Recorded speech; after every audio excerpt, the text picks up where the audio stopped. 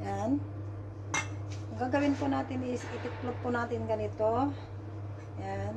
And then, ganito. Yan. Then, ganito po.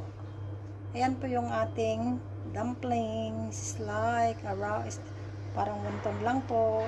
Tapos ilalagay po natin dito sa ating lagyan. One more. Ito po yung ating hipon. Saka ito po yung ating pork. Ayan.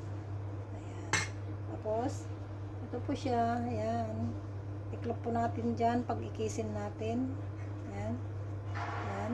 Tapos, ito po siya. Itutupi mong ganyan.